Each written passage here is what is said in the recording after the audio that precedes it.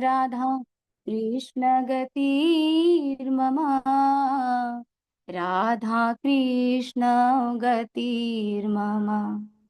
राधा कृष्ण गतिर्मम।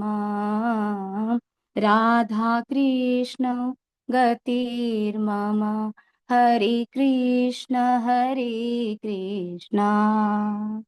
कृष्ण कृष्ण हरे हरे। हरे राम राम राम हरे हरे। हरे कृष्ण कृष्ण कृष्ण हरे हरे। हरे राम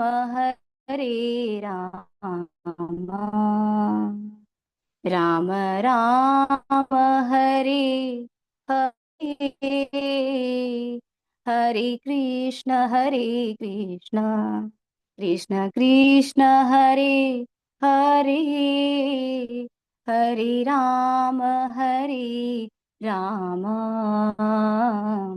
राम राम हरे हरे। श्री श्री युगलाष्टकम की जय। श्री श्री जीव गोस्वामी की जय। सारे सड़ गोस्वामी की जय। श्री श्री राधा गोविंद की जय। श्रील प्रभुपाद की जय। समवेत सारे भक्त वृंद की जय। हरे कृष्णा प्रभु जी, हरे कृष्णा माता जी, सभी को सादर प्रणाम।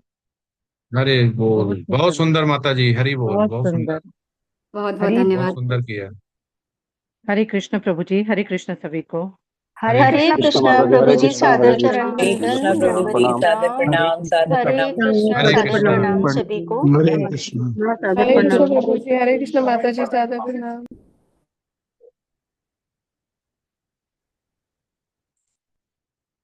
मंगलाचरण करते हैं, कृष्ण। उसके बाद स्टार्ट करते हैं। आवाज आ रही है मेरी? जी जी प्रभु जी। जी प्रभु जी, आ रही है। ठीक है, मंगलाचरण करने के बाद स्टार्ट करते हैं। ओम अज्ञानतिम्रादस्य ज्ञानजन शलाकया चक्षुर्निमित्तं येन तस्मै श्री गुरुवे नमः। श्री चैतन्य मनोभीष्टं स्थापितं येन भूतले स्वयं रूप कदा मह्यं ददाति स्वपदान्तिकम्। वन्देऽहं श्रीगुरो श्रीयुतपदकमलं श्रीगुरुवैष्णवास्य श्रीरूपं सागर जातं सद्गुरुदत्तात्र्यं तं सजीवम् साधुवैतं सावधूतं परिजन सहितं कृष्ण चैतन्य देवं श्री राधा कृष्ण पादान सुभृता श्री विशाखानि वात्स्य। हे कृष्ण करुणा सिंधु दीन बंधु जगतपते गोपेश गोपिका कांत राधा कांत नमस्ते तप्त कंचानि गौरांगी राधे वृंदावनेश्वरी विष्णु वासुदेवी प्रणमामि हरि प्रिये। वाञ्छाकल्पतरुभ्यश्च कृपा सिंधु च पतितनां पावनेभ्यो वैष्णवेभ्यो नमो नमः। श्री कृष्ण चैतन्य प्रभु नित्यानंद श्री अद्वैत गदाधर श्री वसादि गौर भक्तवृंद। हरे कृष्ण कृष्ण कृष्ण हरे हरे, हरे राम राम राम हरे हरे। नमः ओम विश्वपदाय कृष्ण पृष्ठाय भूतले श्रीमते भक्ति वेदांत स्वामिनित नामने नमस्ते सरस्वती देवे गौरवाणी प्रचारणे निर्विशेष शून्यवादी पाश्चात्य देश तारणे वृंदाय तुलसी देवी प्रियाय केशविशा कृष्ण भक्ति प्रदे देवी सत्यपते नमो नमः। हरे कृष्ण कृष्ण कृष्ण हरे राम राम राम हरे हरे। कौन ग्रुप करेगा? Group A. जी प्रभु जी। हरे कृष्ण ग्रुप ए के डिवोटीज एंट्रीज करें। प्रभु जी, आदित्य प्रभु जी को होस्ट बनाना है। डॉक्टर आदित्य। हाँ, बना दिया। जी प्रभु जी। हरे कृष्ण प्रभु जी, हरे कृष्ण माता जी। मैं प्रेजेंटेशन शेयर कर रहा हूँ।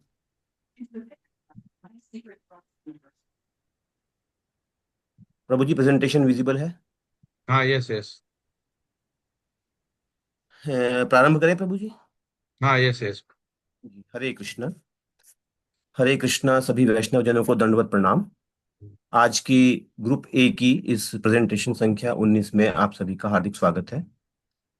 आज की जो ये प्रेजेंटेशन है, ये हमें श्रीमद् भगवत गीता पर आधारित विषय योग प्रक्रियाएं पर अपने विचार व्यक्त करने के लिए दी गई है।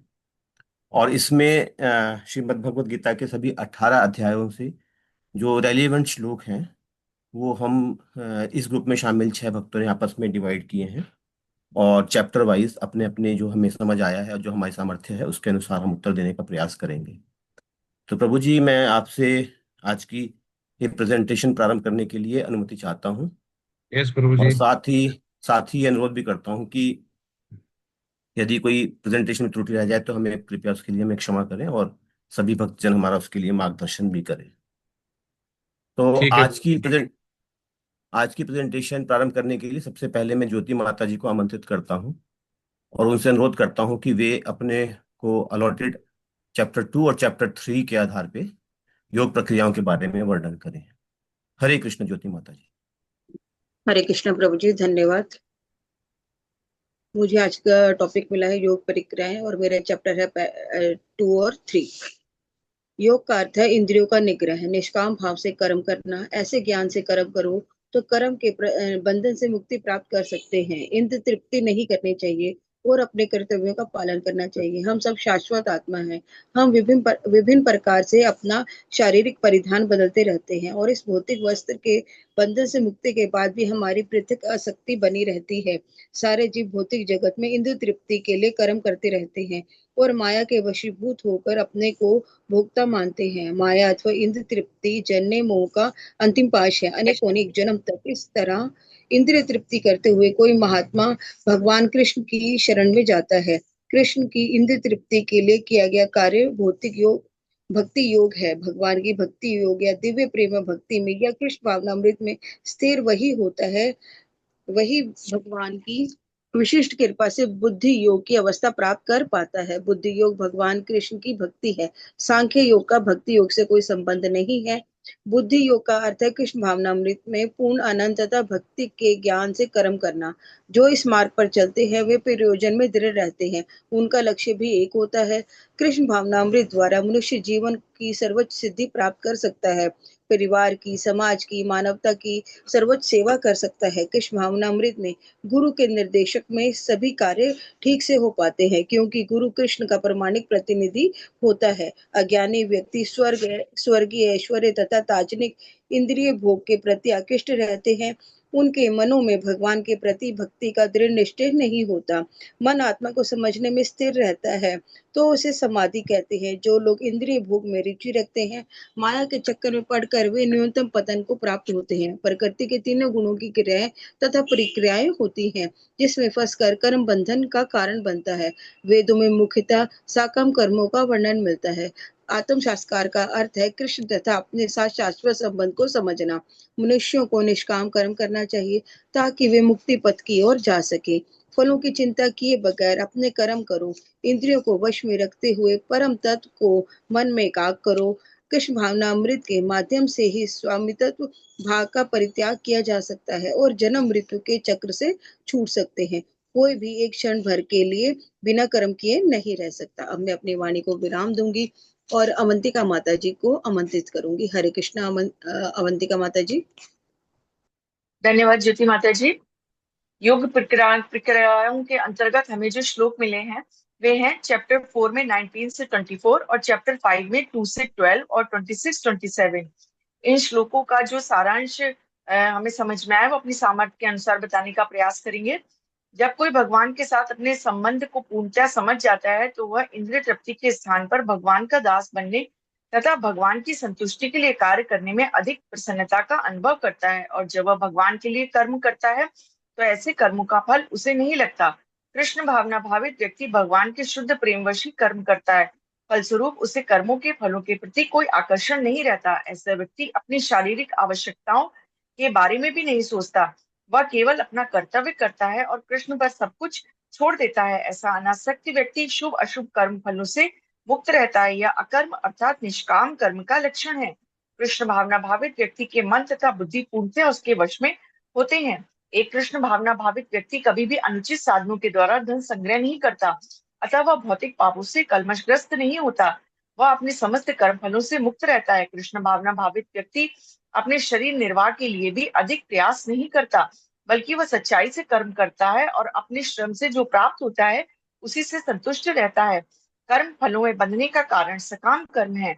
जब तक व्यक्ति सकाम कर्म करता रहता है तब तक वह विभिन्न प्रकार के शरीरों में देहांतरण करते हुए भव बंधन में फंसा रहता है। कर्मों के परित्याग से नहीं अपितु कृष्ण भावनामृत में कर्म करने से बद्धजीव का हृदय शुद्ध होता है। कृष्ण भावनामृत रहित संन्यास भी अपूर्ण है। संन्यास भी तभी पूर्ण माना जाता है जब ज्ञात हो कि प्रत्येक वस्तु भगवान की है। सांख्य और कर्मयोग का उद्देश्य एक ही है। सांख्य का उद्देश्य विष्णु या परमात्मा को प्राप्त करना और कर्मयोग का भी अर्थ है भगवान की सेवा करना। दोनों का उद्देश्य विष्णु की प्राप्ति है। सांख्य के अनुसार जीव परमात्मा का अंश है और जीवात्मा का भौतिक जगत से कोई सरोकार नहीं होता, उसके सारे कार्य परमेश्वर से संबंध होने चाहिए। जब वह कृष्ण भावनामृत वश कार्य करता है तभी वह अपनी स्वाभाविक स्थिति में होता है। सांख्य विधि में मनुष्य को पदार्थ से विरक्त होना पड़ता है और भक्ति योग में उसे कृष्ण भावना भावित कर्म में आसक्त होना होता है। कृष्ण भावनामृत में कर्म करने वाला स्वयं को सभी का दास मानकर कर्म करता है।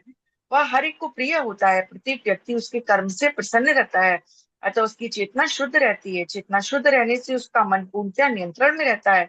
वह केवल कृष्ण कथा सुनता है, वह कृष्ण को अर्पित किए हुए भोजन के अतिरिक्त तो कुछ खाता नहीं है और किसी ऐसे स्थान में नहीं जाना चाहता जहाँ कृष्ण संबंधी कार्य न हो। अतः उसकी इंद्रियां वश में रहती हैं। भौतिक चेतना में इंद्रियां इंद्रिय तृप्ति में लगी रहती हैं, किंतु कृष्ण भावनामृत में वे कृष्ण की इंद्रियों की तुष्टि में लगी रहती हैं। अतः कृष्ण भावना भावित व्यक्ति सदा मुक्त रहता है, भले ही वह ऊपर से भौतिक कार्यों में लगा हुआ दिखाई पड़े।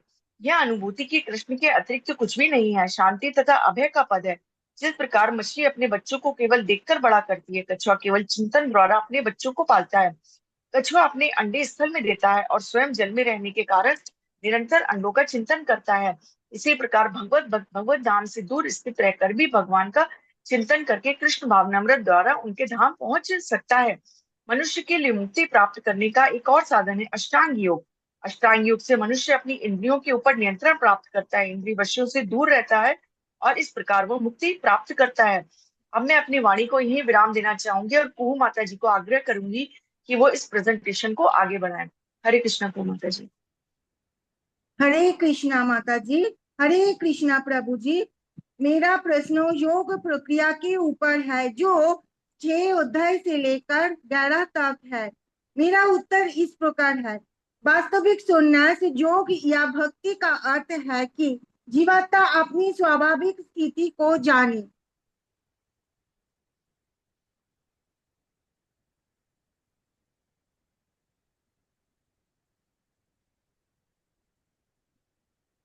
हरे कृष्णा माता जी। हरे कृष्णा प्रभु जी।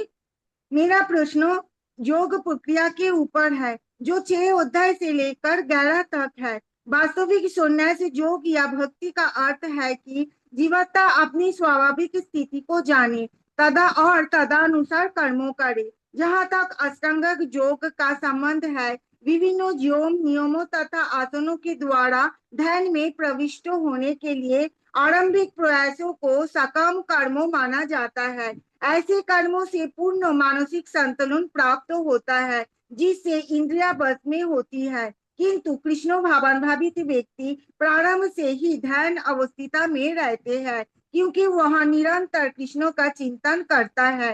सारा देवता परमेश्वर के विराट शरीर के विभिन्न अंग स्वरूप है।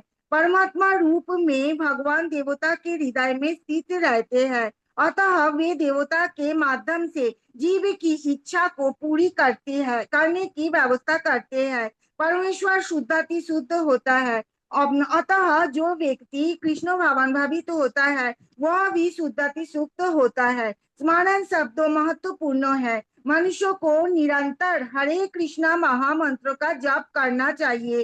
श्री चैतन्य महाप्रभु ने कहा, मनुष्य को वृक्ष के समान सहिष्णु होना चाहिए, करोड़ोपि सहिष्णुना। मनुष्य को चाहिए कृष्ण को नमस्कार करे, उसे श्रवण कीर्तन आदि नवदा भक्ति में प्रवृत्त होना चाहिए। भक्ति योग के विधि विधानों का अभ्यास करने के लिए मनुष्य को किसी सुविज्ञ गुरु के मार्गदर्शन में कतिपय नियमों का पालन करना होता है।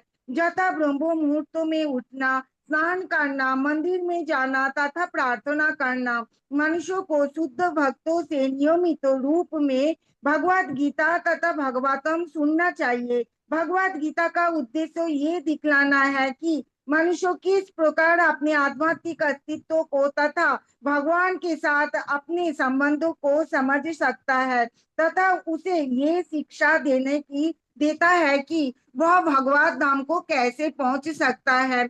भक्ति रसामृत सिंधु में कहा गया है, अनासक्तस्य विषयान् यथा हमोयुपयञ्जतः निर्बन्ध कृष्ण संबंधे युक्तम वैराग्यमुच्यते।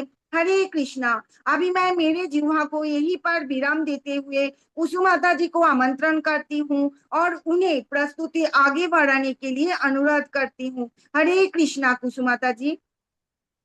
हरे कृष्णा। थैंक यू माता जी, मुझे मौका देने के लिए। यह बात उस वक्त की है जब अर्जुन शोकग्रस्त रणभूमि कुरुक्षेत्र में कृष्ण से समर्पित भाव से प्रश्न करते हैं कि उनके लिए क्या करना सर्वश्रेष्ठ है, और भगवान क्रमशः जवाब देते हैं। योग प्रक्रिया शब्द सुनने से ऐसा लगता है जैसे कोई पद्मासन में अपने शरीर को बिल्कुल स्ट्रेट 90 डिग्री में बैठा हुआ सांसों को अंदर करता बाहर करता हुआ ध्यान में लगा हो, मगर यह योग नहीं है, बल्कि खुद को कृष्ण से जोड़ना योग है।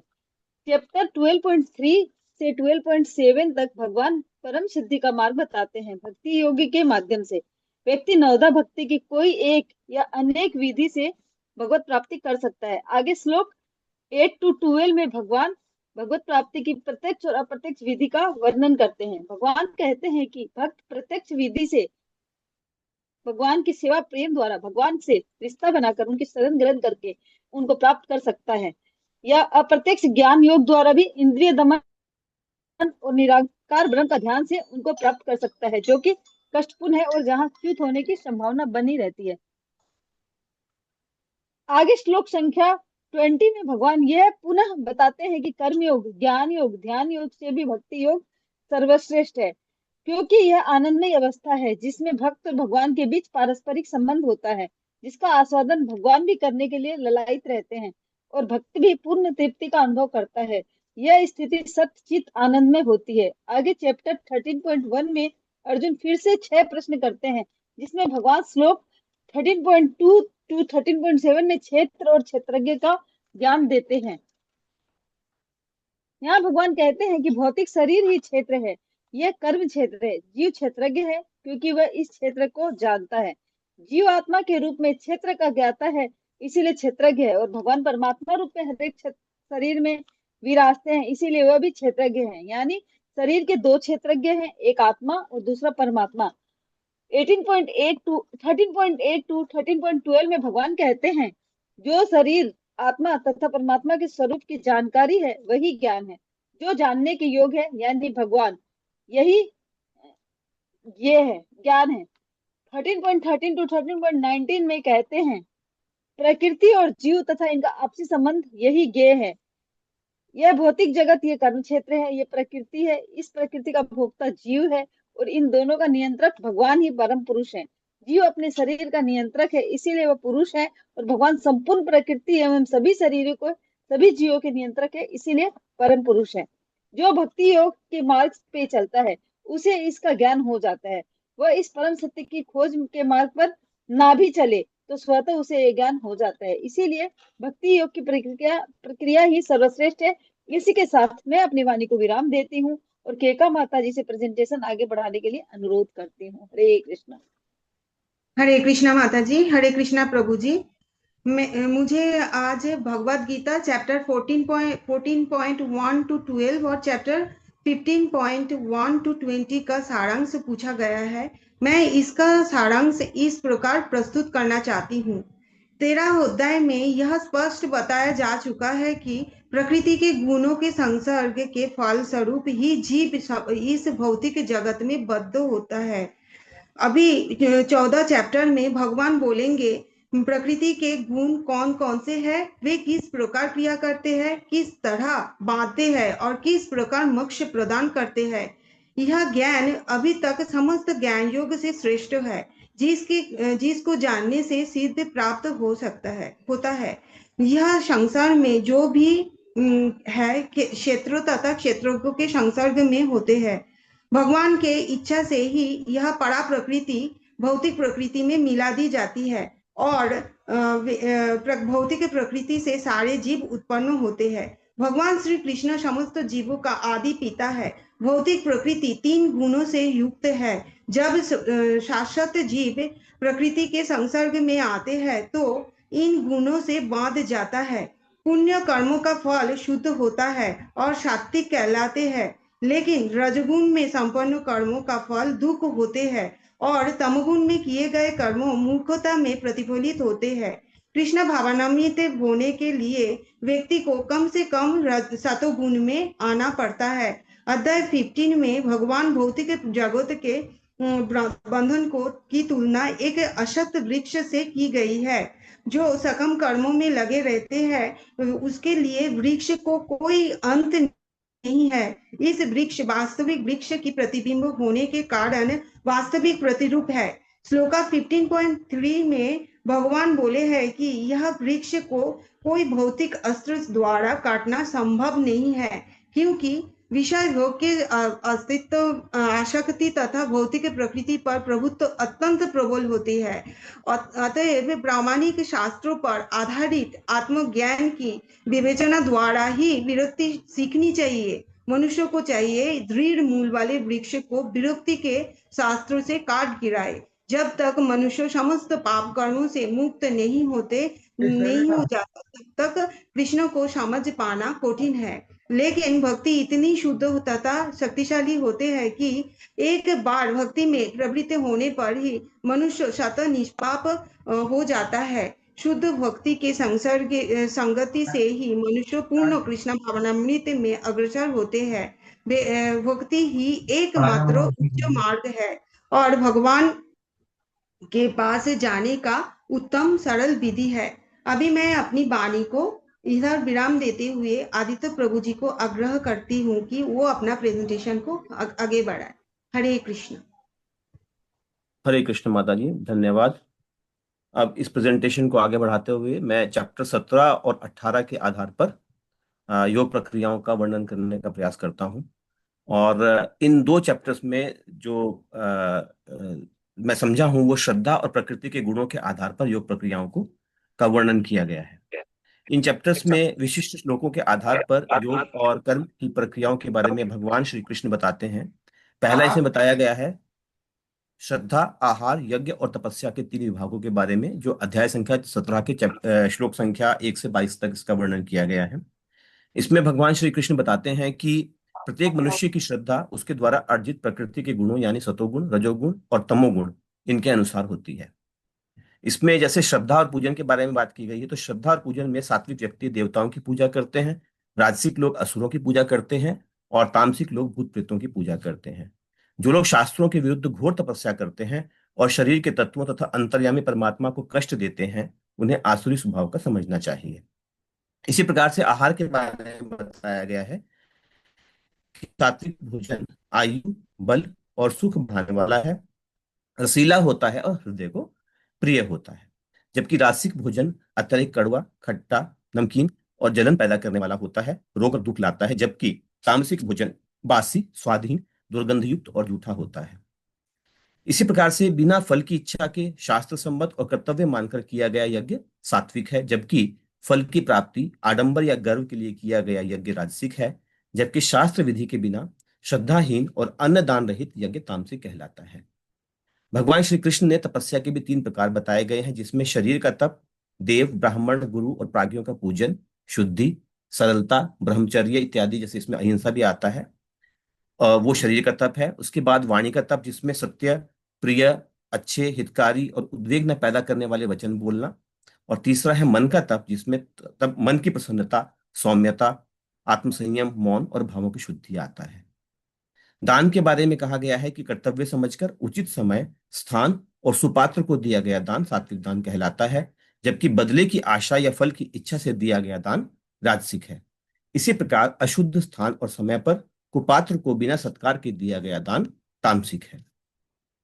अब इसके बाद अध्याय संख्या 18 में भगवान श्री कृष्ण कर्म और कर्म फल के त्याग के महत्व पर वर्णन करते हुए बताते हैं कि यज्ञ, दान और तपस्या के कार्यों को कभी नहीं छोड़ना चाहिए, क्योंकि ये मनुष्यों को भी पवित्र करने वाले हैं। इन कार्यों को आसक्ति और फल की इच्छा का त्याग करके कर्तव्य के रूप में करना चाहिए। त्याग में भी सात्विक, राजसिक और तामसिक त्याग है। जब कोई व्यक्ति नियत कर्म को कर्तव्य मानकर करता है और संग तथा फल का त्याग कर देता है, तो वह सात्विक त्याग होता है। शारीरिक कष्ट के भय से या कठिन समझकर कर्मों का त्याग राजसिक त्याग कहलाता है, और मोह के कारण नियत कर्मों का परित्याग करना तामसिक त्याग कहलाता है। क्योंकि देहधारी जीव के लिए सभी प्रकार के कर्मों का त्याग करना असंभव है, इसलिए जो कर्म फल का त्यागी है वही वास्तव में त्यागी है। सांख्य सिद्धांत के अनुसार किसी भी कर्म सिद्धि के लिए 5 कारक उत्तरदायी हैं: अधिष्ठान यानी शरीर, कर्ता यानी जीवात्मा, विभिन्न इंद्रियां, चेष्टाएं तथा दैव यानी परमात्मा। जो मनुष्य इन कारकों को न समझकर केवल स्वयं को ही एकमात्र कर्ता मानता है, वह सत्य को नहीं देख पाता। कर्म की प्रेरणा के 3 तत्व होते हैं: ज्ञान, ज्ञेय और ज्ञाता। इसी प्रकार से कर्म के 3 घटक हैं: इंद्रियां, कर्म और कर्ता। अंत में भगवान श्री कृष्ण श्लोक संख्या 18.66 में कहते हैं, सर्वधर्मान परित्यज्य मामेकम शरणम व्रज, अहम त्वाम सर्व पापेभ्यो मोक्षयिष्यामि मा शुचः। अर्थात सभी प्रकार के धर्मों का परित्याग करो और केवल मेरी शरण में आओ, मैं तुम्हें समस्त पापों से मुक्त कर दूंगा, डरो मत। यहाँ पर भगवान श्री कृष्ण आश्वासन देते हैं कि वे शरणागत भक्त को सभी पापों से के फलों से मुक्त कर देंगे, इसलिए उसे डरने की आवश्यकता नहीं। इसी के साथ ही आज की हमारी ये प्रेजेंटेशन यहाँ पर समाप्त होती है। और प्रेजेंटेशन प्रारंभ करने से पहले मैं आप सभी से पुनः एक बार यदि कोई त्रुटि हुई है उसके लिए क्षमा मांगता हूँ, और वैष्णव प्रणाम मंत्र के साथ आज के इस प्रेजेंटेशन का हम समापन करेंगे। वांछा कल्प तरुभ्यश्च कृपा सिंधु भय एव च पतिता नाम पावनेभ्यो वैष्णवेभ्यो नमो नमः। हरे कृष्ण कृष्ण कृष्ण हरे हरे, हरे राम राम राम हरे हरे। सभी वैष्णव वृंद की जय, भगवान श्री कृष्ण की जय, राधा गोविंद की जय। हरे बोल। हरे कृष्ण। बहुत अच्छी प्रस्तुति ग्रुप के द्वारा, और योग प्रक्रियाएं, योगा प्रोसेसेस बहुत अच्छा है। इसमें आप देखेंगे कि जो भी चैप्टर हैं वो सबसे अच्छे उसमें जो श्लोका हैं वो दिए गए हैं कि इस चैप्टर से ये श्लोका। तो योगा प्रोसेस एक ऐसा सिस्टम है, ये बोल सकते हैं, जो भक्ति के बारे में बताता है, भक्ति के साधन के बारे में बताता है, भक्ति योग की विशेषताएं के बारे में बताता है, और ज्ञान योग, कर्म योग, भक्ति योग के बारे में बताता है। बहुत अच्छी प्रस्तुति है, आप लोगों ने काफी अच्छे क्वेश्चन के आंसर लिखे हैं। अब इसमें 3 प्रश्न हैं जो इसी से आते हैं, योगा प्रोसेस से, कि भक्ति क्या है। पहला है भक्ति क्या है, भक्ति के साधन और भक्ति योग की विशेषताएं। ये 3 प्रश्न है, और श्लोका के साथ बताएं, इसमें श्लोका को एविडेंस देते हुए बताएं। भक्ति क्या है, भक्ति के साधन और भक्ति योग की विशेषताएं। प्रभु जी, पहला प्रश्न है इसमें भक्ति क्या है। तो यदि भक्ति क्या है, इस प्रश्न का उत्तर हम बहुत छोटे में देना चाहें तो भगवान श्री कृष्ण के प्रति अपना संपूर्ण समर्पण जो है वो भक्ति है। और इसमें मनसा वाचा कर्मणा, यानी कि मन से, अपने कर्मों से, और अपने और जिह्वा से, यानी हर तरह से जब हम प्रत्येक कर्म को, प्रत्येक उसके फल को भगवान कृष्ण को समर्पित कर देते हैं, तो यही भक्ति कहलाता है। इसमें किसी को भक्ति ऐड के करना है हमारे? साधन और भक्ति योग की विशेषताएं। प्रभु जी, इसमें भक्ति योग जो है इसकी विशेषताएं ये हैं कि इसमें भक्त जो है, दरअसल जो एक्चुअली इसमें कर्म योग, ज्ञान योग, ध्यान योग और भक्ति योग, इस प्रकार से हम स्टेप बाय स्टेप इसमें चलते हैं। और ये बताया गया है कि भक्ति योग जो है वो सर्वश्रेष्ठ है। वो इसलिए सर्वश्रेष्ठ है क्योंकि जब हम कर्म योग से ज्ञान योग और ज्ञान योग से ध्यान योग होते हुए भक्ति योग की तरफ आते हैं, तो भक्ति योग में आने के पश्चात जो देहधारी जीव है वो अपने आप को, जिसमें जैसे भगवान श्री कृष्ण ने लास्ट श्लोक में सर्वधर्मान परित्यज्य माम एकम शरणम व्रज में कहा भी था कि तुम मुझे अपने आप को समर्पित कर दो और मैं तुम्हें आश्वासन देता हूं कि मैं जो है तुम्हारी संपूर्ण रूप से रक्षा करूंगा। तो इसी प्रकार से जो भक्ति योग है उसमें पहुंचने के बाद उसकी विशेषता यह है कि जब मनुष्य भक्ति योग में पहुंच जाता है तो संपूर्ण रूप से अपने आप को भगवान श्री कृष्ण को समर्पित कर देता है, और उसको फिर उसके पश्चात यहाँ तक कि ये भी इच्छा नहीं रहती कि भगवान उसे अपने साथ वैकुंठ धाम ले जाए, और वो सिर्फ भगवान की सेवा करना चाहता है। यस। हरे कृष्णा प्रभु जी। यस। प्रभु जी, मैं थोड़ा ऐड करना चाहती हूँ। भगवान श्री कृष्ण साकार रूप और निराकार रूप का वर्णन किए हैं कि कैसा है उनका। और जो साकार रूप में यानी कि भगवान की 2 भुजा वाले रूप में या तो नारायण रूप में भगवान को पूजते हैं और अत्यंत श्रद्धा पूर्वक भगवान की पूजा करते हैं, और सदैव ही उनका मन उनमें लगे रहते हैं, और वही परम सिद्धि माना जाता है। वो उसको ही भक्ति कहलाते हैं। भगवान कृष्ण को पूजना, साकार रूप को पूजना, वही भगवान का भक्ति का डेफिनेशन है। और ये श्लोक अगर बोल सकते हैं तो हम लोग भक्ति योग का सेकंड श्लोक में भी देखा है भगवान ने कैसे इसका वर्णन किया है कि मई अब अविश्य मनहा ये मामा नित्य, वो वाला श्लोक जो है वो भगवान का ये दर्शाते हैं कि कैसे भक्ति करनी चाहिए भगवान की। और ये है। और भक्ति का जो है एक तो हम लोग विधि जो है वो एक हम लोग अर्च विग्रह का विधि पालन कर सकते हैं, और भगवत विधि, ये जो विधि है ये विधि, दो विधि से हम लोग भगवान की भक्ति कर सकते हैं। हरे कृष्ण। हरे कृष्णा प्रभु जी। हरे कृष्णा प्रभु जी, प्रभु जी। इसमें साधन मैं भी ऐड करना साधन की चाहूंगी। बात। हरे कृष्णा प्रभु जी। यस माता जी। प्रभु जी, हम इसमें साधन बताना चाहते हैं भक्ति का, जो यस। जितना हमको थोड़ा लगता है। एक तो प्रेम है, समर्पण है, और ध्यान है, और कर्म फल का त्याग, और निष्काम कर्म। और सेवा, सेवा वैराग्य। हरे कृष्णा प्रभु जी, मैं भी थोड़ा ऐड करना चाहती हूँ। अर्जुन का मन बहुत ही ये था, एकाग्र चित्त था, लेकिन फिर भी अर्जुन ने भगवान को पूछा कि हे भगवान, चंचल ही मना कृष्ण प्रमाधि बलभृद्धिराम तस्याम निर्गहम मन्ये विवायो विशुदु सुदुष्करम। तो हमारे मन वायु की तरह है, इधर उधर भागते रहते हैं, तो ये मन को हम लोग कैसे कंट्रोल में करेंगे? तो भगवान ने बोला अभ्यास के द्वारा इस मन को कंट्रोल में करना है। और ये अभ्यास है ध्यान योग, कर्म योग और भक्ति योग। जो सबसे ऊपर है वो कर्मों से पहले तो है कर्मों निष्काम भाव से कर्मों करने का अभ्यास करना चाहिए। उसके बाद ज्ञान योग, ज्ञान भगवान के बारे में समझ, ये भक्तों के संग मिलने से ज्ञान होता है, तो वो ज्ञान कर्मों से भी बड़ा है, ज्ञान ज्ञान से भी बड़ा है ध्यान। ध्यान मतलब भगवान के बारे में चिंतन करना। हमेशा चिंतन करने के बाद वो एकाग्र चित्त मन में भगवान को सोचेंगे। और फिर आता है भक्ति। जब पूरी तरह ध्यान में आ जाएगा तो भक्ति अपना आप आ जाएगा। इसके बाद ये प्रोसेस प्रैक्टिस करेंगे तो मृत्यु के समान समय भगवान को हम लोग सोच सकते हैं। प्रयाण काले मना सचेन सचालेन भक्ता युक्त युग चलेना मध्ये प्रणाममेव सम्यवस्त्वं परम पुरुषम पैति दिव्यम। तो प्रयाण काले अगर भगवान को चिंता करेंगे तो हम लोग डेफिनेटली भगवान के धाम में पहुंच सकते हैं। हरे कृष्णा। हरे कृष्णा प्रभु जी, मैं हरे थोड़ा ऐड कृष्णा करना प्रभु जी। चाहूंगी।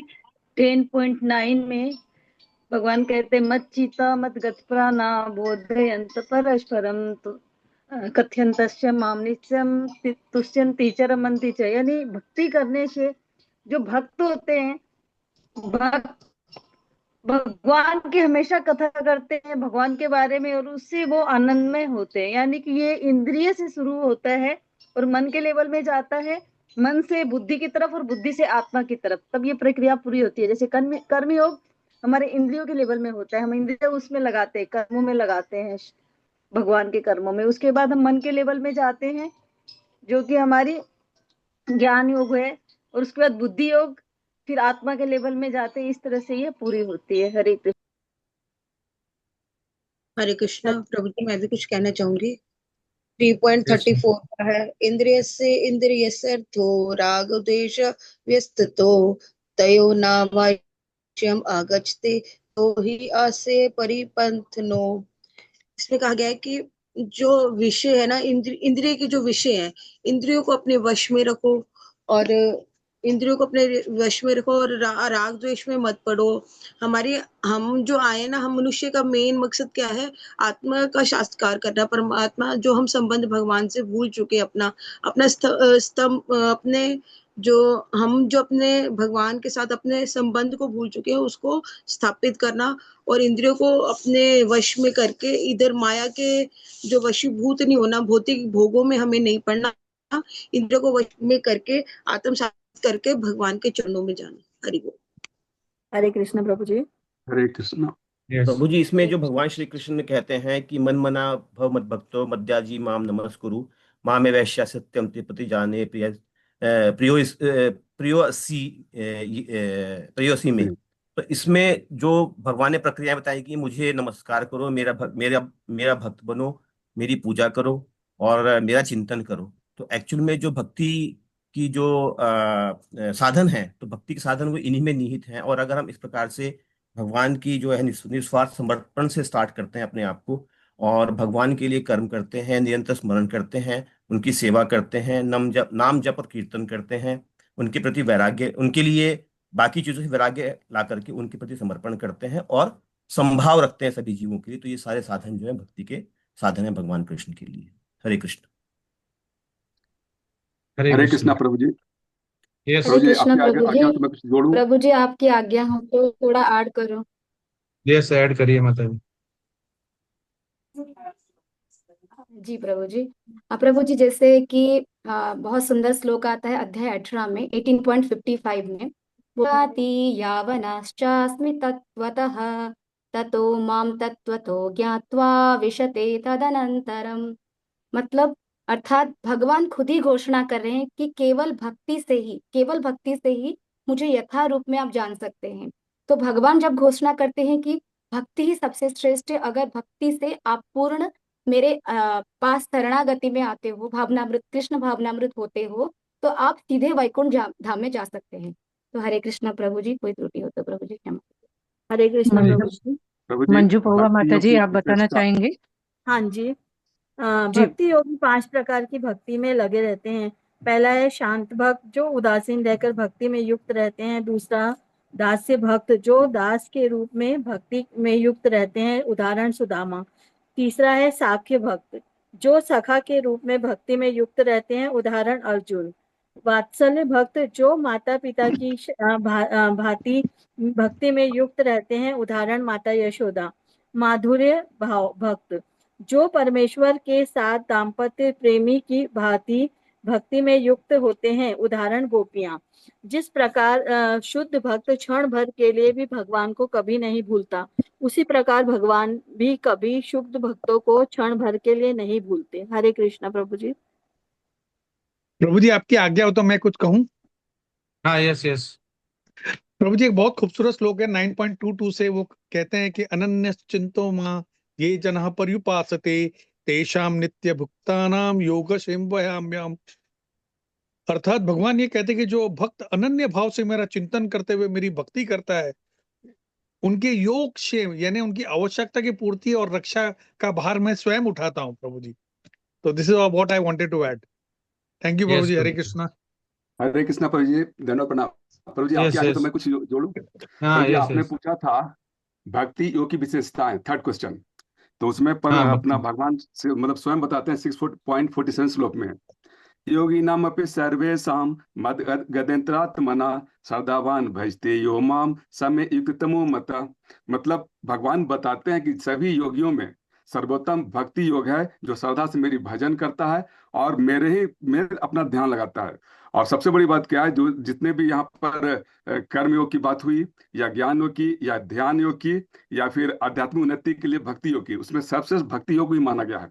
बाकी सब में है क्या, आपको कर्म से, अपना कर्म के फल से अनासक्त होकर भगवान की सेवा में अपने मतलब कर्म को लगाने का है। और ध्यान में क्या है, आपको आत्मा का और शरीर का भेद आपको मालूम चलने का। और उसके बाद फिर आपको ये पता चले कि आत्मा जो है भगवान का सनातन अंश है, तो हमें भगवान चूंकि सर्वोच्च हो गए, उन्हीं की सेवा में लगना। और जो ध्यान योग है, ये सब पद्धतियां भले ही अच्छा है, लेकिन भक्ति योग से बढ़कर कोई भी पद्धति नहीं है, इसलिए भक्ति योग को सर्वश्रेष्ठ माना गया है। और भगवान भक्ति योग के बारे में बताए हैं, जबकि लास्ट श्लोक भी है 18.66 में, सर्वधर्मान परित्यज मामेकम शरणम व्रज अहम त्वं सर्व पापेभ्यो मोक्षयिष्यामि मा शुच।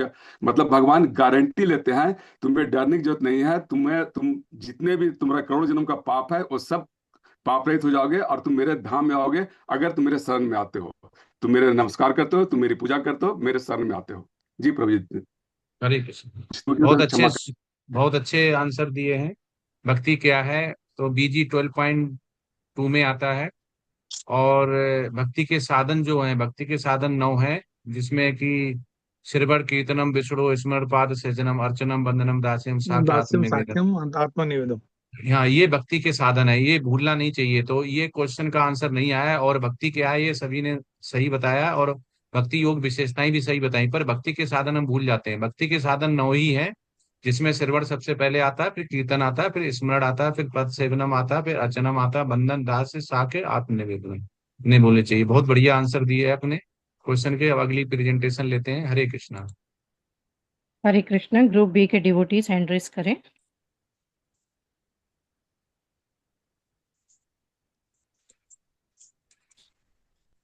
हरे कृष्णा।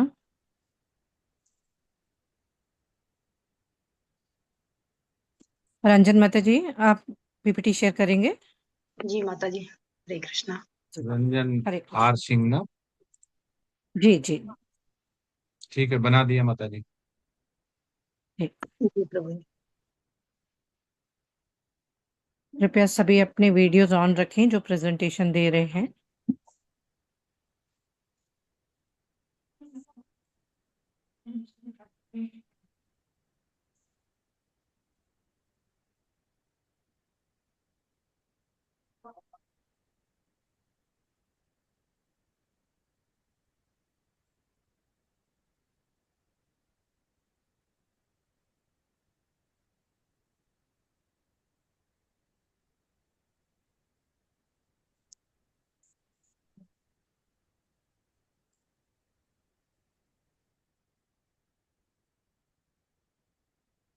हरे कृष्णा शिवभान प्रभु जी।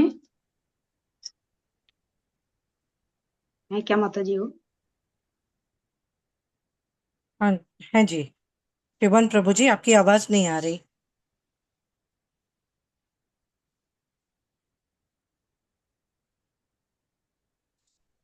हरे कृष्ण शिवन प्रभु जी, आपकी वॉइस नहीं आ रही।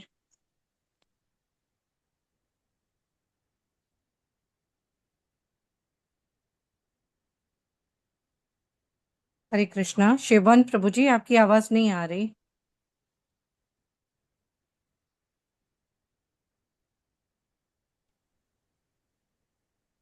और कोई स्टार्ट कर सकता है? उनका नेटवर्क इशू होगा।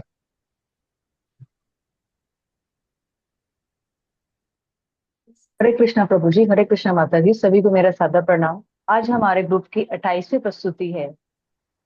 हमारी ग्रुप की का विषय है काम का त्याग बनाम में काम करना। इसके लिए मैं सबसे पहले रंजन माता जी को आमंत्रित करती हूँ। धन्यवाद।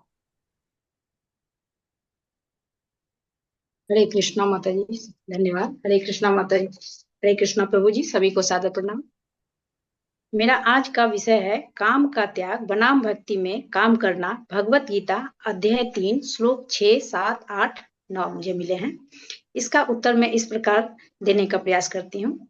श्लोक 6, पाखंड का निषेध। जो व्यक्ति अपनी इंद्रियों को बाहर से तो रोकता है लेकिन मन ही मन विषयों का चिंतन करता रहता है, वह ढोंगी कहलाता है। श्लोक 7, श्रेष्ठ मार्ग। जो व्यक्ति अपने मन से इंद्रियों को वश में करता है और बिना किसी आसक्ति के कर्म योग का पालन करता है, वही श्रेष्ठ है। श्लोक 8, कर्म की अनिवार्यता। अपना नियत कर्तव्य करो क्योंकि पीपीटी कर्म आगे न नहीं बढ़ करने रही है से माता जी। श्रेष्ठ कर्म करना है। सॉरी प्रभु जी। हाँ, सॉरी प्रभु जी। श्लोक 8, कर्म की अनिवार्यता। अपना नियत कर्तव्य करो क्योंकि कर्म न करने से श्रेष्ठ कर्म करना है। बिना काम किए तुम्हारा शरीर निर्वाह भी संभव नहीं होगा। श्लोक 9, यज्ञ के निमित्त कर्म। यज्ञार्थ कर्मणो नेत्र लोकम कर्म बंधना तदर्थम कर्म कौन्तेय मुक्त संग समाचर। अर्थ, भगवान के लिए किए गए कार्यों के अलावा अन्य सभी कार्य इस दुनिया में बंधन का कारण बनते हैं। इसीलिए हे कुंती पुत्र, तुम फल की चिंता इच्छा का त्याग करके केवल ईश्वर की प्रसन्नता के लिए अपना कर्तव्य करो। हरे कृष्णा। इसी के साथ मैं अपनी वाणी को विराम देती हूँ। अब मैं ज्योति माता जी को आमंत्रित करती हूँ प्रस्तुति को आगे बढ़ाएं। हरे कृष्णा प्रभु जी, हरे कृष्णा माता जी, सभी को सादर धन्यवाद रंजन माता जी। हरे कृष्णा प्रभु जी, हरे कृष्णा माता जी, सभी को मेरा सादर प्रणाम। मेरा आज का विषय है काम का त्याग बनाम भक्ति में काम करना। मुझे जो प्रश्न मिला है भगवत गीता अध्याय 5 के श्लोक नंबर 2, 3, 4, 5 से है। श्लोक नंबर 2, जिसमें भगवान श्री कृष्ण ने कहा है कि जो व्यक्ति शास्त्रों के अनुसार कर्म करता है और इसमें श्रद्धा रखता है वह शारीरिक बंधनों से मुक्त हो जाता है। ऐसे व्यक्ति का जीवन सच्चे कर्म और भगवत भक्ति में संलग्न रहता है। इस प्रकार से कर्मों के साथ जुड़े मानसिक बंधनों से मुक्ति प्राप्त होती है। श्लोक नंबर 3, भगवान श्री कृष्ण ने इस श्लोक में स्पष्ट किया है कि कोई भी व्यक्ति शारीरिक रूप में संपूर्ण तो नहीं छोड़ सकता, लेकिन जो व्यक्ति अपने कर्मों के फल का त्याग करता है वह सच्चा त्यागी कहलाता है। कर्म की प्रकृति ऐसी है कि हमें कुछ ना कुछ करना ही पड़ता है, लेकिन जब हम उनके परिणाम में उससे मुक्त रहते हैं तो हम परम शांति को प्राप्त करते हैं। श्लोक नंबर 4, यह श्लोक कर्म और कर्म फल के प्रति हमारी मानसिकता को दर्शाता है। भगवान श्री कृष्ण कहते हैं कि जब हम कर्म फल को स्वीकार करते हुए कर्म करते हैं तो हम शांति और संतोष की प्राप्ति करते हैं। जब हम सफलता और असफलता होने में समानता रखते हैं तब हमें मानसिक शांति प्राप्त होती है। श्लोक नंबर 5, भगवान श्री कृष्ण ने कहा है कि जब हम अपने को फल त्याग कर काम करते हैं तब शांति की प्राप्ति होती है। ऐसे व्यक्ति को ना तो किसी विशेष कार्य की चिंता रहती है और ना ही किसी सफलता या असफलता की। वह निरंतर शांति में बढ़ता जाता है। कर्म फल का त्याग ही उसे जीवन में स्थिरता की और शांति प्रदान करता है।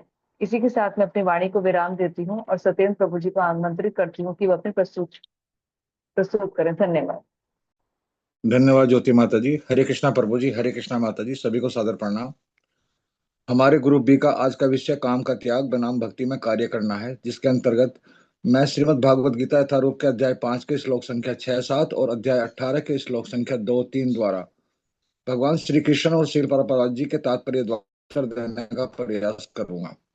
श्रीमद् भगवत गीता के अध्याय 5 के कर्म संन्यास योग के श्लोक संख्या 6, 7 कर्म योग आत्म नियंत्रण के महत्व को बताते हैं। यहाँ कृष्ण बताते हैं कि बिना निष्काम कर्म के संन्यास कठिन है और योगी कर्म करते हुए भी कर्म में लिप्त नहीं होता है। कर्म योग संन्यास योग से बेहतर है। निष्काम कर्म करने वाला व्यक्ति इंद्रियों को जीतकर कर्म करता है, इसलिए वह कर्म फल में नहीं बनता है। कृष्ण कहते हैं कि हे महाभाव अर्जुन, निष्काम योग के बिना केवल कर्मों का त्याग करना दुखकारक और कठिन है, लेकिन निष्काम योग में युक्त मुनि शीघ्र ही परमात्मा को प्राप्त कर लेता है। जिसने योग में मन को शुद्ध कर लिया है, जिसने योग में मन को शुद्ध कर लिया है और जो मन और इंद्रियों को जीत चुका है और जो सभी जीवों को एक आत्मा के रूप में देखता है, ऐसा कर्मयोगी जैसे कर्म खाना पीना देखना चलना आदि करते हुए भी उसमें लिप्त नहीं होता। कर्मयोगी के गुण शुद्ध आत्मा, मन व इंद्रियों पर विजय। कर्मयोगी संसारिक काम करते हुए भी निर्लेप नहीं होता। कर्मफल का त्याग सीधे कर्मों के परित्याग से बेहतर है। भगवत गीता के 18वें अध्याय मोक्ष संन्यास योग के 2 और 3 श्लोक में भगवान श्री कृष्ण संन्यास और त्याग के बीच के सूक्ष्म अंतर और विद्वानों के विभिन्न मतों को स्पष्ट करते हैं। संन्यास और त्याग श्री कृष्ण कहते हैं कि कई विद्वान काम्य कर्मों, इच्छा प्रेरित कार्यों के परित्याग को संन्यास कहते हैं। वहीं अन्य विचारकों का मत है कि सभी कर्मों के फलों का त्याग करना ही सच्चा त्याग है। यहाँ संन्यास का अर्थ बाहरी कर्मों को छोड़ना और त्याग का अर्थ आंतरिक रूप से फल की इच्छा छोड़ना बताया गया है। भगवान श्री कृष्ण कहते हैं कि कुछ मनीषी मानते हैं कि सभी प्रकार के कर्म दोष युक्त होते हैं, इसलिए उन्हें पूरी तरह छोड़ देना चाहिए। इसके विपरीत कुछ अन्य विद्वानों का मानना है कि यज्ञ, दान और तप जैसे श्रेष्ठ कर्मों को कभी नहीं त्यागना चाहिए, क्योंकि ये चित्त की शुद्धि के लिए आवश्यक है। इन श्लोकों में भगवान श्री कृष्ण यह भूमिका बना रहे हैं कि कर्म करना बुरा नहीं है, बल्कि उसे किस भाव से किया जाता है यह महत्वपूर्ण है। इन 4 श्लोकों में भगवान बताते हैं कि कर्मों का त्याग शारीरिक रूप से संभव नहीं है। कर्म का निष्कलंक रूप से करना ही असली कर्मयोग है। कर्मयोग को अपनाना ही असली संन्यास है और कर्म फल को त्यागना और योग के साथ कर्म करना सच्चा त्याग है। कर्मों में आसक्ति से मुक्त रहना और धर्म के मार्ग पर चलना ही सच्चा योग है। अब मैं यहीं पर अपनी वाणी को विराम देते हुए श्री भान प्रभु जी से अनुरोध करूंगा कि वे अपनी प्रस्तुति को आगे बढ़ाएं। हरे कृष्णा श्री भान प्रभु जी, हरे कृष्णा माता जी, हरे कृष्णा प्रभु जी, सभी को सादर प्रणाम।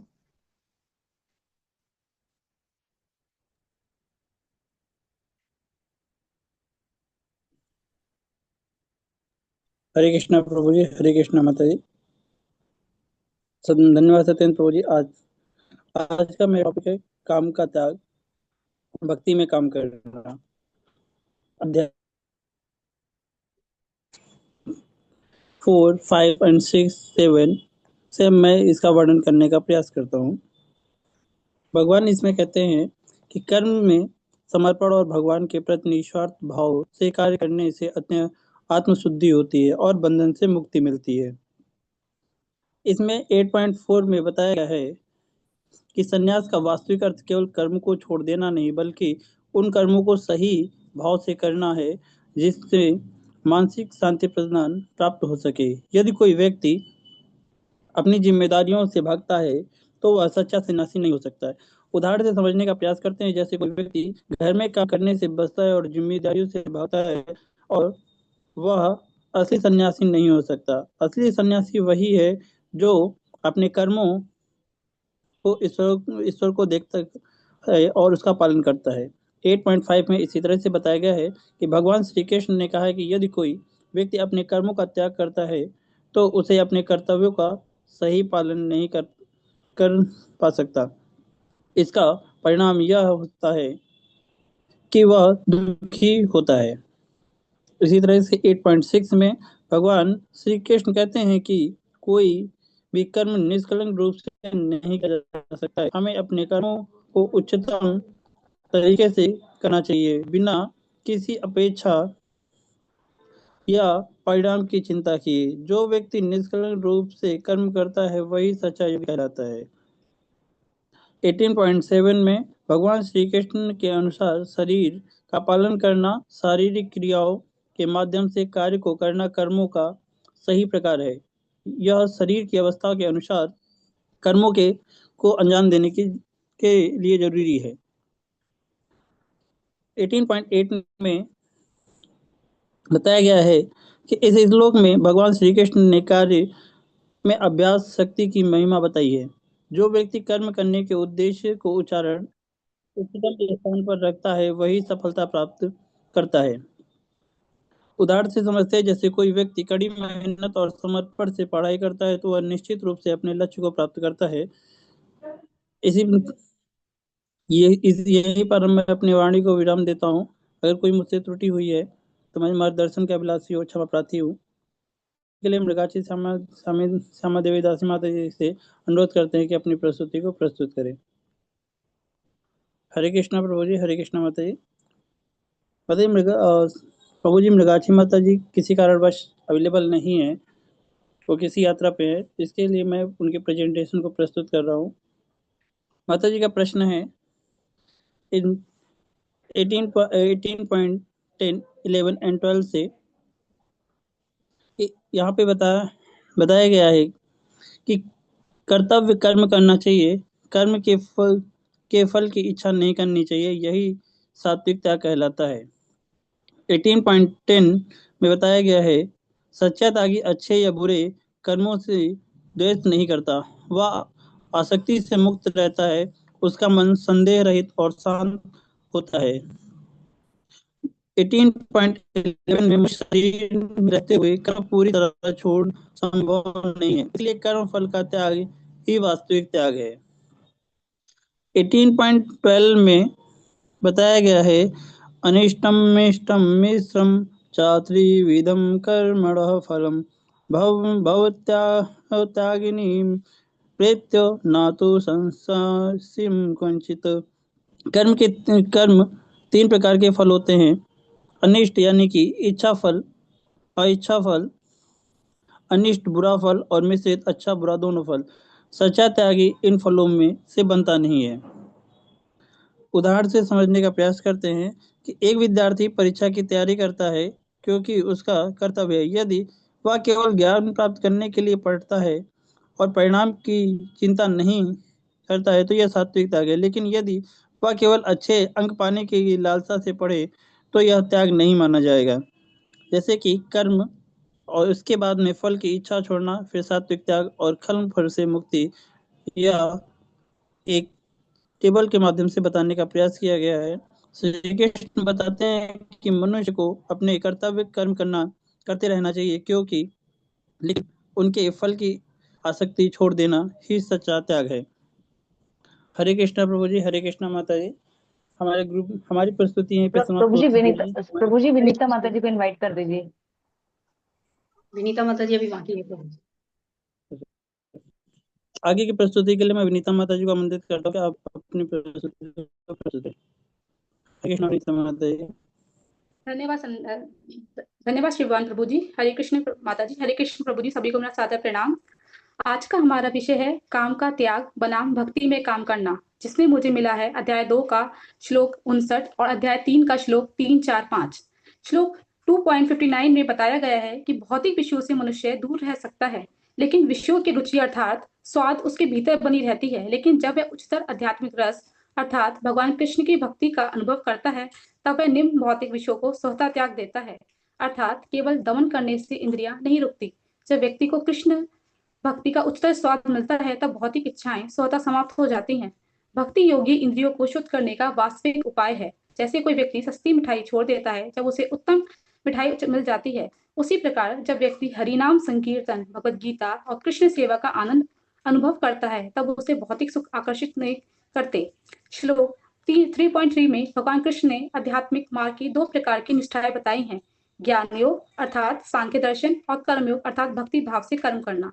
दोनों का लक्ष्य भगवान की प्राप्ति ही है। सांख्य योग अथवा आत्मा तथा पदार्थ की प्रकृति का वैश्लेषिक अध्ययन उन लोगों के लिए है जो व्यवहारिक ज्ञान तथा दर्शन द्वारा वस्तुओं का चिंतन एवं मनन करना चाहते हैं, जबकि कर्म योग में व्यक्ति अपने कर्तव्य कर्म करते हुए भगवान को संतुष्ट करता है।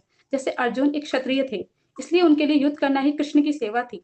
श्लोक 3.4 में बताया गया है कि केवल कर्म को त्याग देने से मनुष्य कर्म के बंधन से मुक्त नहीं हो सकता, और केवल बाहरी संन्यास से भी सिद्धि प्राप्त नहीं होती। अर्थात कर्म छोड़ देना समाधान नहीं है। सही मार्ग है कर्म को भगवान के लिए करना। निष्क्रिय रहना आध्यात्मिक उन्नति नहीं देता। हृदय की शुद्धि के बिना संन्यास सामाजिक व्यवस्था में उत्पात उत्पन्न करता है। जैसे यदि कोई विद्यार्थी पढ़ाई छोड़ दे और कहे कि मैं सन्यासी बन गया हूँ, तो वह सफल नहीं होगा। लेकिन यदि वह पढ़ाई को भगवान की सेवा समझकर करे, तो वह आध्यात्मिक रूप से भी प्रगति करेगा। श्लोक 3.5 में बताया गया है कि कोई भी व्यक्ति एक क्षण भी बिना कर्म किए नहीं रह सकता। हर व्यक्ति प्रकृति के गुणों से प्रेरित होकर कर्म करता है। अर्थात कर्म करना मनुष्य की स्वाभाविक प्रवृत्ति है। इसलिए कर्म को त्यागने के बजाय कृष्ण को समर्पित करना चाहिए। यही कर्मयोग और भक्ति योग का सिद्धांत है। जैसे नदी का जल बहना स्वाभाविक है, उसी प्रकार मनुष्य का कर्म करना स्वाभाविक है। यदि यह कर्म कृष्ण की सेवा में लगाया जाए, तो वही कर्म मुक्ति का कारण बन जाता है। इसलिए कर्मयोग और भक्ति के माध्यम से ही मनुष्य कर्म बंधन से मुक्त होकर कृष्ण प्रेम प्राप्त कर सकता है। इसी के साथ में अपनी वाणी को विराम देती हूँ। मुझसे कोई त्रुटि हो तो क्षमा करे और आगे के लिए मार्गदर्शन करे।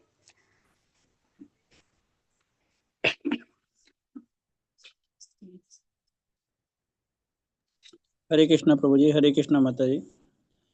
हमारे ग्रुप बी की प्रस्तुति समाप्त होते हैं। अगर हमारे ग्रुप की तरफ से कोई त्रुटि है तो हम क्षमा प्रार्थी हैं। हम इस प्रस्तुति माया याचना मंत्र वैष्णव पंथ के साथ में समाप्त करते हैं। कायेन वाचा मनसेन्द्रिया वैष्णव प्रणाम मंत्र के साथ में पावने वैष्णव नमः। हरे कृष्ण कृष्ण कृष्ण हरे हरे, हरे राम राम राम हरे। हरे कृष्ण माता। हरे कृष्णा। बहुत अच्छा था। कर्म का त्याग बनाम भक्ति में कर्म, renunciation of work versus work in devotion. इसमें बहुत अच्छा आता है श्लोका 2.59 आता था हायर टेस्ट, जो हाई टेस्ट होता है। इसमें 2-3 प्रश्न हैं जो बनते हैं। पहला तो ये प्रश्न है ग्रुप से कि भगवत गीता में कर्म का त्याग जो संन्यास है उसे किसे कहा गया किसे कहा गया। दूसरा प्रश्न है श्री कृष्ण भगवान ने कर्म की त्याग की तुलना में भक्ति सहित कर्म को श्रेष्ठ क्यों बताया। तीसरा है संन्यास और कर्म में अंतर क्या है।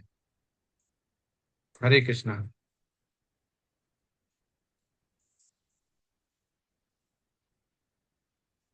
हरे कृष्णा प्रभु जी।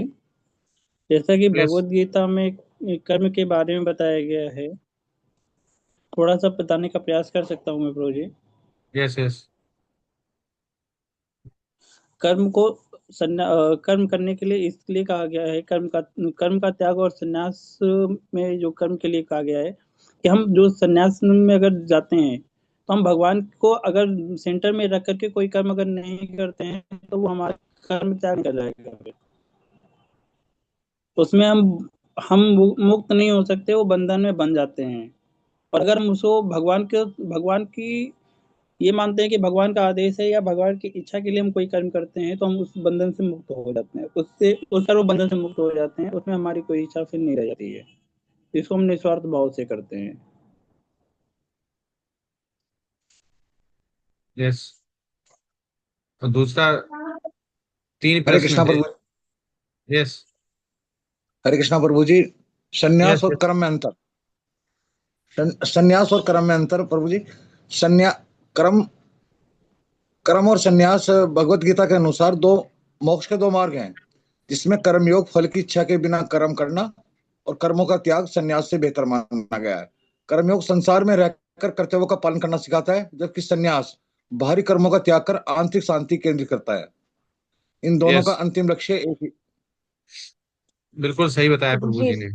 प्रभु जी इसमें थोड़ा सा मैं ऐड करना चाहूंगी यस आगे। प्रभु जी संन्यास तभी पूर्ण माना जाता है जब ये ज्ञात हो कि संसार की प्रत्येक वस्तु भगवान की है और कोई किसी भी वस्तु का स्वामित्व ग्रहण नहीं कर सकता। वस्तुतः मनुष्य को यह समझने का प्रयास करना चाहिए कि उसका अपना कुछ भी नहीं है, तो फिर संन्यास का प्रश्न ही कहाँ से उठता है। तो मुझे इसी में कर्म योग में ही है ये भगवत गीता में, वहीं से मैंने देखा है। यस हरे कृष्णा प्रभु जी। हरे कृष्णा प्रभु जी। यस यस भगवान श्री कृष्ण ने कर्म संन्यास की तुलना में कर्म की तुलना में संन्यास कर्म और संन्यास की तुलना में कर्मयोग और कर्म संन्यास की तुलना कर्मयोग श्रेष्ठ है, क्योंकि यह समाज में रहकर भी मोक्ष दिला सकता है। यस प्रभु जी। यस हरे कृष्णा प्रभु जी। एक और प्रश्न आपने किया था, कर्म का त्याग किसे कहते हैं, यही था ना प्रश्न प्रभु जी? यस यस जी प्रभु जी। जैसे हम बोल सकते हैं कि जो भी कर्म करें, जो भी जहाँ व्यक्ति कर्तव्य समझकर कर्म करता है लेकिन लाभ या हानि का परिणाम से वो प्रभावित नहीं होता, उसको और सिर्फ जहाँ फल ईश्वर को समर्पित कर दिया जाए, अनासक्ति, यानी किसी भी फल से अनासक्ति होना चाहिए। कोई भी कर्म अगर हम कर रहे हैं तो उससे उसकी फल की चिंता नहीं करना, हर चीज ईश्वर को समर्पण करना और ईश्वर को ही अर्पित कर देना, निष्काम भाव से कर्म करना और परिणाम की चिंता नहीं करना, और सुख और दुख, जय पराजय में समभाव से रहना। प्रभु जी। यस माता जी। हरे कृष्ण प्रभु जी। हरे कृष्णा प्रभु जी। कैन आई ऐड समथिंग प्रभु जी? हाँ यस हरे यस कृष्णा प्रभु जी, संन्यास का अर्थ है भौतिक कर्मों और उनकी इच्छाओं का त्याग करना, और दूसरा है कर्म। सर, कर्म का अर्थ है अपने कर्तव्यों का पालन करना। सर, भगवत गीता चैप्टर 5 में भगवान कहते हैं संन्यास कर्म योगश्च निःश्रेयस करावुभौ तयोस्तु कर्म संन्यास कर्मयोगो विशिष्यते। अर्थात संन्यास और कर्मयोग दोनों ही कल्याणकारी है, लेकिन प्रभु जी ये है कि कर्मों का त्याग करने से बेहतर है भगवान के लिए कर्म करना और उनको अर्पित कर देना। धन्यवाद प्रभु यस जी। यस यस यस बहुत बहुत हरे सुंदर कृष्ण बताया प्रभु जी। प्रभु थोड़ा जी ने। सा अध्याय 5 से ऐड। श्लोका 2। Hare thank Krishna you. प्रभु जी। 5.3 में भी है, जहाँ पे भगवान श्री कृष्ण ने कहा है, स्पष्ट किया है कि कोई भी व्यक्ति शारीरिक रूप से संपूर्ण तो नहीं छोड़ सकता, लेकिन जो व्यक्ति अपने कर्मों के फल का त्याग करता है वह सच्चा त्यागी कहलाता है। कर्म की प्रकृति ऐसी है कि हमें कुछ ना कुछ करना ही पड़ता है, लेकिन जब हम अपने उसके परिणाम से मुक्त रहते हैं तो हमें परम शांति प्राप्त होती है। यस माता जी। हरे कृष्णा प्रभु जी। यस मैं थोड़ा सा बताने का प्रयास करता हूँ, जैसा कि मेरे क्वेश्चन में भी आया हुआ है 8.2 में, कि वहां पे बोला गया है काम्यानाम कर्मणानाशम संन्यासम कवयो विदुः सर्व कर्म फल त्यागम प्रहुस्त्यगम विचक्षणा।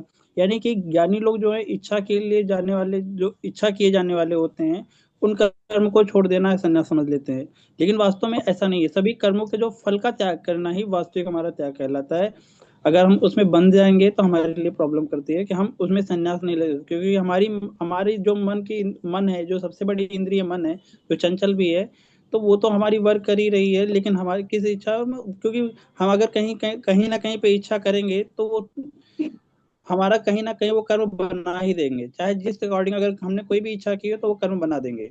और अगर हम उस कर्म को करते हैं और भगवान उसका फल त्याग देते हैं निस्वार्थ भाव से, अगर भगवान के लिए कर्म करते हैं तो वास्तविक त्याग कहलाता है। यस प्रभु जी। हरे कृष्णा प्रभु जी। यस माता जी। सबको सभी तो बोले हैं प्रभु जी, मैं थोड़ा सा इसमें, जैसे कि सन्यास केवल बाहरी काम, अगर शॉर्ट में बोले तो बाहरी काम अभी जो हम प्रेजेंटेशन दिए हैं इसी में है प्रभु जी। केवल बाहरी काम छोड़ना सन्यास नहीं, मन के भीतर से अहंकार और लालच को खत्म करना असली सन्यास है। जैसे फल की चिंता किए बिना कर्तव्य निभाना ही वास्तविक सन्यास है। हरे कृष्णा प्रभु जी। Yes yes. धन्यवाद। और कोई कुछ बोलेगा? और प्रभु जी 8.8 में भी ये भगवान ने कहा है कि हे पार्थ, जो व्यक्ति मेरा स्मरण करने में अपना मन निरंतर लगाए रखकर अविचलित भाव से भगवान के रूप में मेरा ध्यान करता है, वह मुझको अवश्य ही प्राप्त होता है। हरे कृष्ण प्रभु। Yes yes. हरे कृष्णा प्रभु हरे जी। कृष्णा प्रभु जी। हाँ यस माता जी। हाँ, हरे कृष्ण प्रभु जी। मैं ये कहना चाहूंगी, जैसे हमने रूप गोस्वामी ने लिखा हुआ है भक्ति रसामृत सिंधु में, एक फल्गु वैराग्य है और एक युक्त वैराग्य है।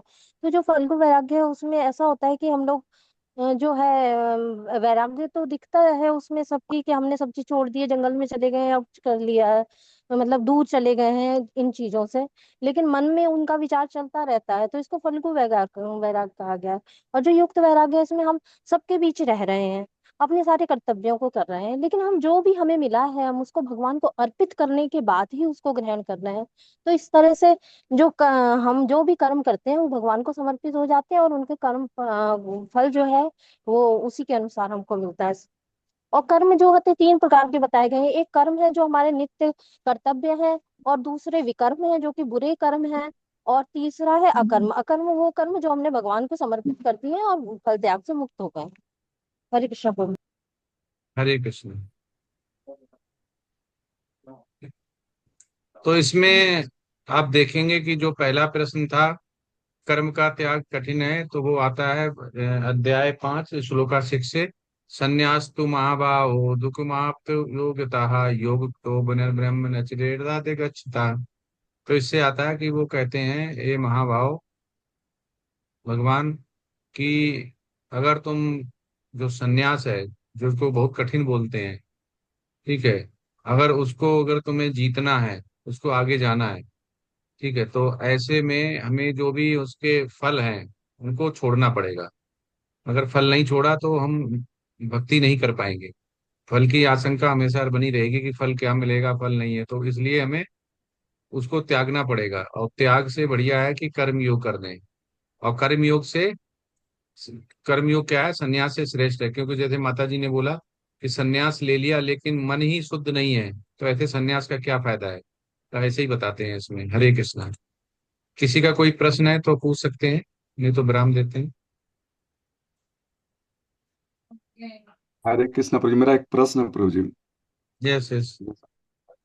प्रभु जी, एक्चुअली जनरली कहा जाता है ना कि आप मतलब आदमी जो है कुछ भी, मतलब चाहे अपराध भी हो या कुछ भी प्रोग्राम करता है मन से, शरीर से, वाणी से। तो यहाँ तक, जहाँ तक देखा जाता है मन का, तो हम लोग ठीक है, हम लोग कलयुग में है, तो मतलब आज की डेट में तो शरीर से अपराध बहुत कम होती है, मतलब 25% होती है, और वाणी से 50% हो जाती है, लेकिन मन से तो हम लोग 100% अपराध करते रहते हैं। तो उस मन में जब तक हम भगवान के बारे में चिंतन नहीं करेंगे, स्मरण नहीं करेंगे, तो वो अपराध तो जाता ही नहीं रहता है। कितना कलुषित भरा हुआ है। तो अगर उससे अगर बचना हो तो क्या करना चाहिए? देखो प्रभु जी, कलयुग में तो मन वाला जो है वो पाप नहीं लगता है, ऐसा कलयुग में छूट दी गई है, क्योंकि सभी कलयुगी हैं और मन से सभी करते रहते हैं। तो इसलिए मन वाला पाप इसमें नहीं लगता है, लेकिन बाड़ी और शरीर से जो भी है वो पाप लगता है। अब मन से ना लगे तो मन अगर शुद्ध करना है तो हमें भगवान का ही नाम लेना। इसलिए कह रहा ना कि अर्जुन ने बोला कि हम वायु को तो कंट्रोल कर सकते हैं लेकिन हम मन को नहीं कर सकते हैं। तो मन को कंट्रोल करना और मन को भगवान में लगाए रहना ही सबसे अच्छा है। भगवान में जितना ही मन को लगाए रहेंगे उतना ही हमारे पाप कम होंगे। लेकिन कलयुग में एक एडवांटेज दिया गया है, उन्हें पता है कलयुग में हर जो व्यक्ति है, जो मनुष्य है, जो जीव है, वो मन से पाप करेगा ही करेगा। अगर मन से पाप करेगा तो फिर वो भगवत धाम कैसे जा पाएगा। इसलिए यहाँ पे हरे कृष्ण महामंत्र बताया गया। हरे कृष्ण महामंत्र जितना जपते जाएंगे उतना मन शुद्ध होता जाएगा। मन शुद्ध होता जाएगा उतनी पवित्रता आती जाएगी। पवित्रता आती जाएगी तो उतने पाप कम होते जाएंगे और पाप करते चले जाएंगे और हम भगवत धाम जाएंगे। तो प्रभु जी सबसे अच्छा है हरे कृष्ण महामंत्र कलयुग के लिए बताया गया, वही हमें करना है, वही हमारा मन की शुद्धि करेगा। जी प्रभु जी, लेकिन हम लोग जो मंत्र का जप करते हैं, नाम जप करते हैं, उसमें तो मैक्सिमम अपराधी करते हैं। नामाभास तो आने का नाम ही नहीं, मतलब है चांस नहीं तो दिखता। उसका भी उसके भी स्टेजेस हैं। तो धीमे धीमे स्टेजेस जब बढ़ते जाएंगे तो जो 10 नाम अपराध बोले गए हैं उन्हें, और जो भी नाम आभास होता है वो एक स्टेज होती है। स्टेज के बाद जब जाएंगे तो नाम अपराध अपने आप कम होता जाएगा। लेकिन अभी तुरंत ही आप सोचें हो जाएगा तो नहीं हो पाएगा। तो इसलिए इसका एक प्रोसेस है, स्टेज है। उससे नीचे गिर भी जाते हैं और उससे ऊपर ऊपर उठ भी जाते हैं। तो जैसे भी हो, प्रभुपाद कहते हैं जैसे भी हो, अपराध हो रहा है नहीं हो रहा है, जैसे भी हो रहा है, तुम्हारा मन नहीं है, बीमार हो, मन नहीं लग रहा है, कुछ भी दिक्कत हो, लेकिन जपा करना चाहिए। जपा जपा करते रहना चाहिए। तो जपा हमें करना है। हमें ऐसा ना सोचें पहले दिन से ही कि हमें बिल्कुल ही अपराध रहित और बिल्कुल ही शुद्ध नाम जप करें। हम ऐसा सोचें एक दिन ऐसा आएगा हम बिल्कुल जपेंगे, उसी दिन जपेंगे, तो ऐसा नहीं हो पाएगा। हमें जपते रहना चाहिए। धीमे धीमे इस प्रोसेस का पार्ट है कि धीमे धीमे हम शुद्ध होते चले जाएंगे। जी प्रभु जी, धन्यवाद प्रभु जी। हरे कृष्ण, धन्यवाद। हरे कृष्ण। हरे कृष्ण प्रभु जी। प्रश्न था प्रभु जी, पूछूं? हाँ यस माता जी। प्रभु जी मैं पूछ रही थी कि काउंटर से जप कर सकते हैं क्या? किससे? काउंटर आफ्टर 16 कर सकते हैं। अच्छा। हाँ 16 तो माला पे बोले गए हैं। 16 के बाद आप काउंटर कर सकते हैं। और ऐसा नहीं है कि 16 माला के बाद पूरे दिन में आपके पास टाइम है तो आप मंत्र नहीं जप रहे हैं तो आप काउंटर पे कर सकते हैं, लेकिन 16 माला जप करने के बाद। अच्छा। हमें 16 पे ही नहीं रहना है कि 16 माला कर लिए बस बहुत हो गया। उसके बाद भी अगर माला मिल जाए तो अच्छा, अगर माला से नहीं कर पा रहे तो काउंटर से करें, लेकिन हम 16 से ज्यादा करें, 25 करें, 32 करें, 64 करें। तो 16 माला से ही करना जरूरी है? हाँ यस यस माता जी। अच्छा। हरे कृष्ण प्रभु जी। प्रभु जी, ये जो महामंत्र है और ये नाम जप, मतलब दोनों एक ही चीज है ये? हाँ वही मंत्र, महामंत्र जो है उसी को नाम जप बोलते हैं कि हम जप रहे हैं। इसलिए नाम किसका? भगवान का। जी प्रभु, धन्यवाद।